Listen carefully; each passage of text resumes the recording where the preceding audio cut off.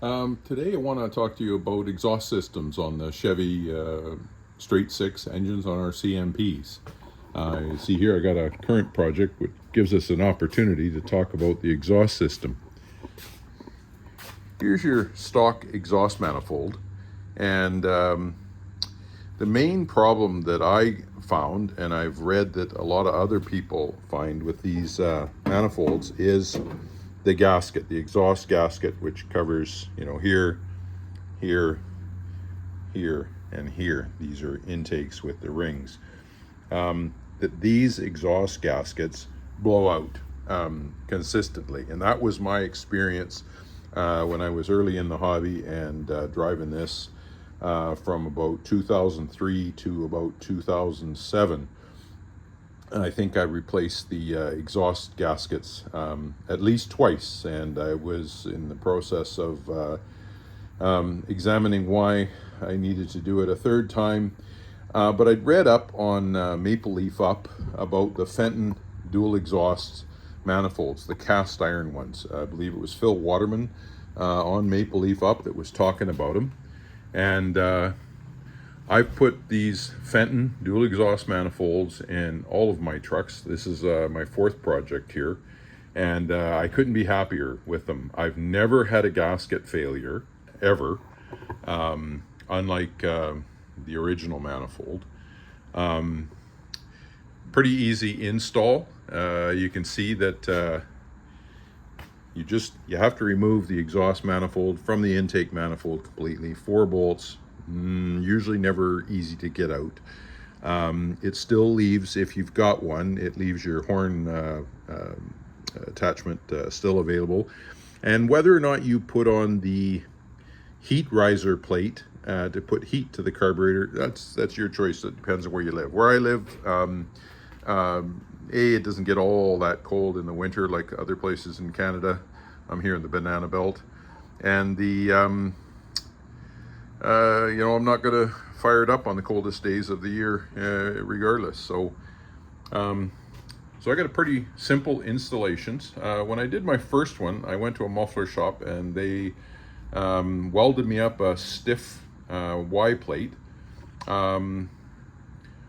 Now the problem with that one was I could not, if I was working on the linkage, which is in here, and sometimes something will go wrong, a spring will break, I couldn't remove this and get it out of the way because these were solid to each other down below. So what I've done since then is I've gone with a flexible pipe on the two and joints, so there's not much in the way of welding. I've welded these onto the flanges, the Fenton flanges that come with it, and there's other methods you can buy them where they're pre-welded and stuff like that, and just slide over with this.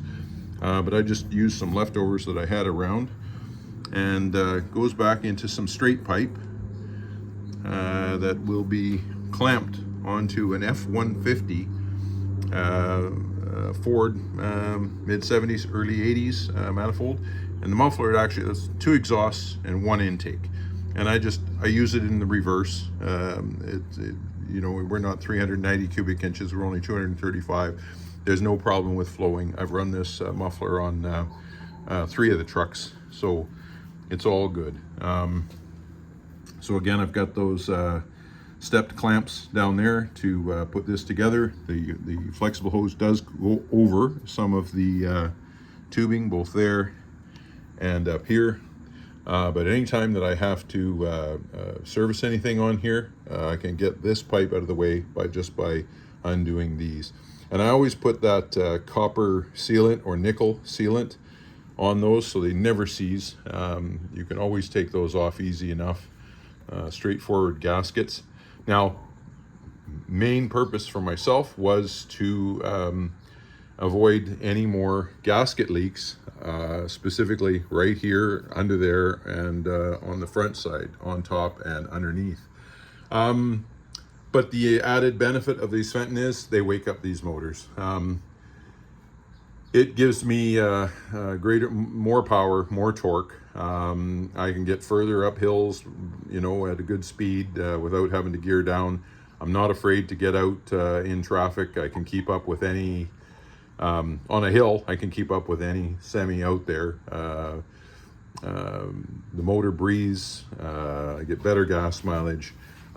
So even if you've gone to the trouble of, you know, planing these manifolds and getting them nice and flat and planing the head and getting a good gasket and getting a good seal, there's another benefit to changing it over, and that is, you know, you're going to get some additional power out of it. And so that's been my experience, and I hope you learned something for it, and see you next time.